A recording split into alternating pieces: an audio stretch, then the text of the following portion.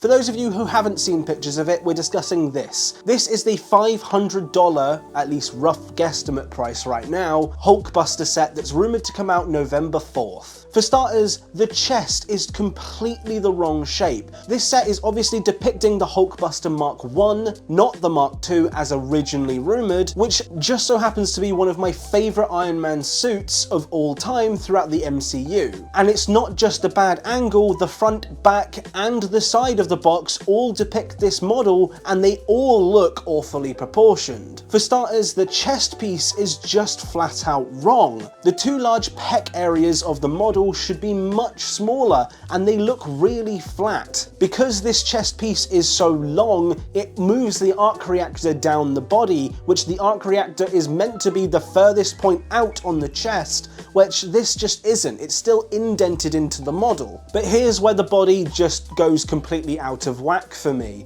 The ab section is really elongated for some reason. You can see from here the cod piece has a belt section, which this model features. However, just above that belt section are meant to be these gold details, but for some strange reason on the Lego set, they've added in an extra abdomen section before this section here. So I don't understand why this model has gained some extra height.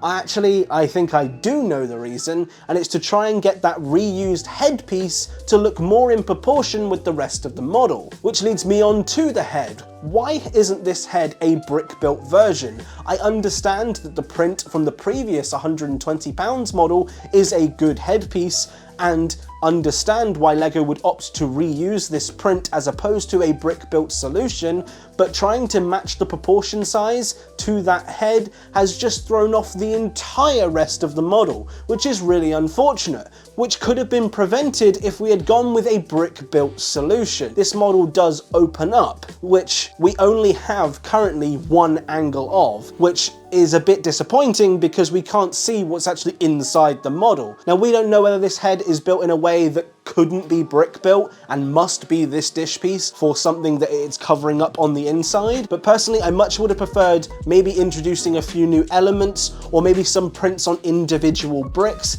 and done a brick built head overall. And unfortunately the overall proportions on the model just look completely off because of this chest section. Weirdly, the legs and the arms look better individually than attached all together to the main torso, and I feel like if they had just redone the torso a few more times and really refined it and got it to its peak shape, this overall could have been a much better model. A good example of this is Ransom Fern's model. Now, Ransom Fern's model was built out of the £120 Hulkbuster that came out a few years ago, paired alongside the playset of the time. These two models combined built a Hulkbuster that had a fantastic shape, which I actually have right here. Now, this is a fantastic model. I even personally think the £120 one, which by the way is a model that I really do not like, is actively better looking than this new Hulkbuster set, which is really unfortunate considering this one is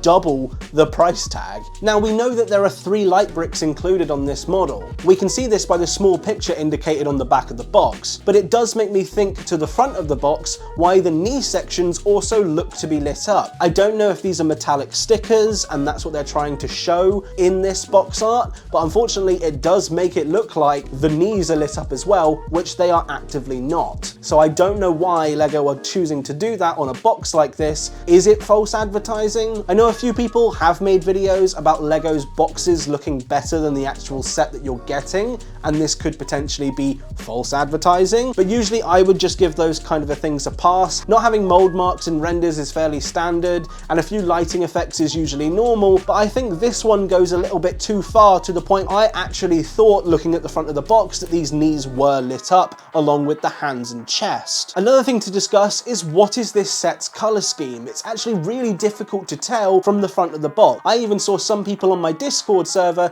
thinking that this was the light red colour and the lighting overall making it look dark. I actively believe that this is a dark red set with metallic gold accents, but I can can easily see people being misunderstood if this set turns out to be dark red with bright orange accents or pearl gold accents. It's very difficult to tell what kind of metallic is used for the gold sections on this model, and like I say, I've seen a few people get very confused about the colours of this actual set. Now, going back to a point I made earlier, this model does open up, and we can see this with the picture that's depicted on the side of the box. Now, I must admit, this does make the model look significantly better than it does in its closed form. However, I will say that it's a bit of a strange angle to depict on the box, as you can't actually see what is housed inside of it. As the Mark 43 would usually go here, I'd expect to see some form of brick-built detail to indicate the Mark 43 being enclosed in the armour. But unfortunately, we can't tell from this picture, which makes me think, are LEGO not wanting us to see what they've got on the inside of the Hulkbuster? And that leads me on to one of the biggest issues that I think a lot of people have with this set: the price. Now, I don't think a $500 Hulkbuster is actively a bad thing. I understand that LEGO is getting actively more expensive and is considered a premium product, but I also understand that 4,449 pieces is not a lot for that price tag if you consider that things like the Razor Crest has 6,000 odd pieces. This is especially interesting when you consider that Star Wars and Marvel are both owned by Disney and therefore should have very similar licensing fees. So a set with this kind of piece count shouldn't be sat at the £500 to £550 mark, especially if you consider that you're getting no minifigures alongside that as well. Another thing I want to discuss is the Minifigures Inclusion on this set. Now, on the surface, having a half-built Iron Man suit as a minifigure is a good thing. We've had it before on little promos like the Avengers Tower promo, but therein lies the issue. We've had this type of figure before. The only real detail that's different to that promo figure is the fact that this is done on a light bluish grey torso instead of a black torso.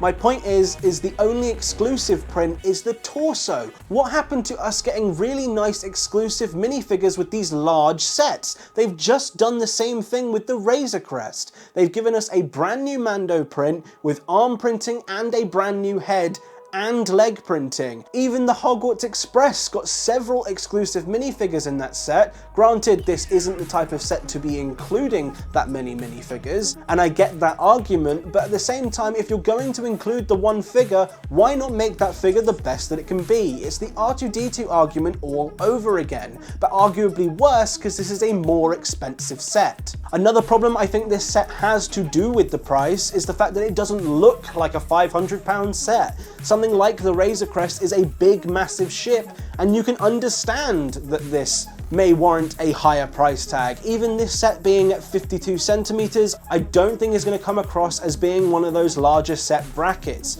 especially if you consider sets like the Titanic, which is branded as one of those 18+ premium sets, and although I know it isn't licensed, will be at the same sort of price bracket as this set. And well, here's a picture of them roughly mocked next to each other, and you can see which one I think more people would go for. And it's like I say, doing a $500 Hulkbuster set is not inherently a bad idea. But the problem is you need to make that Hulkbuster set look like the £500 you're spending, which means it needs to be the best Hulkbuster that LEGO can possibly make. And I do believe if somebody's making a better Hulkbuster for cheaper, granted not as tall, but getting the proportions so unbelievably correct, it makes me think even with LEGO's limitations on what they can do with sets, they can do a better looking job than the Hulkbuster they've just released. It unfortunately looks like a draft or a mock-up of the Hulkbuster, and I would have said if I was in charge of this that they need to do something about the body, as it just looks fundamentally flawed. And I think LEGO really do forget that Marvel is a brand based around characters and location. Especially for the MCU, there are so many locations and so many characters that are left untapped that the LEGO group just don't seem to want to focus on. And although I really do appreciate the fact that they've given us basically 3 UCS sets this year, being the Hulkbuster, the Black Panther mask, and the Sanctum Sanctorum, I really think my previous video summed it up best. These two concepts aren't inherently bad, they just really do need to be the best of the best. And unfortunately, definitely with this Hulkbuster, this just isn't it. The Black Panther mask gets a little bit more of a pass for me, but still, shouldn't have been Black Panther and should have been a more popular character like Iron Man. It makes me think that these two concepts of a set should have been combined into one set at that $350 price mark, and then should have done something even better with the $500 price tag being an Avengers Tower or Statue of Liberty. I really don't see a problem with LEGO taking these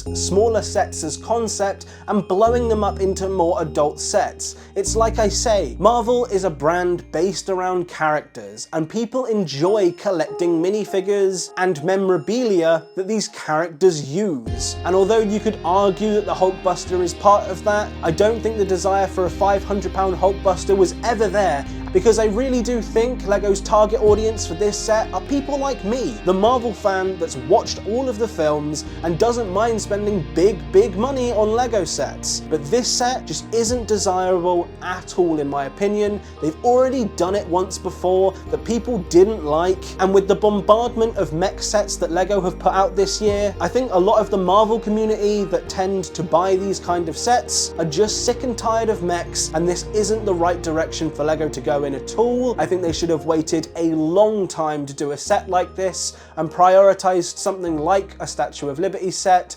or something like an Avengers Tower. I want to end this video by talking a little bit about the Hogwarts Express, and I know it's kind of out of left field by talking about a big train for the last section of this video, but it's a good example of a set that is based on location and came with a buttload of minifigures, and a set that was designed to be displayed. Marvel should really take note of this. I think the Daily Bugle is a very good set to look at when looking at that kind of a formula, and I think LEGO should do more of that kind of stuff. Even looking at something like the Sanctum Sanctorum, even though the minifigures were a bit lackluster, is a step in the better direction. And I don't want people to think that I'm against doing these more unique concepts like the Black Panther mask or the Hulkbuster.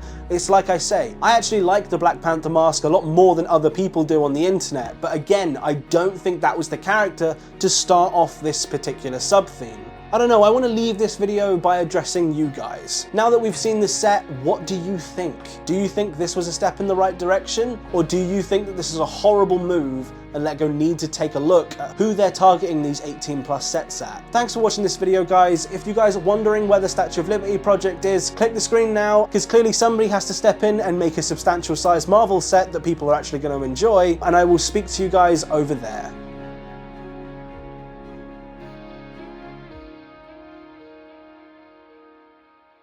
Take note, LEGO. This is a better model.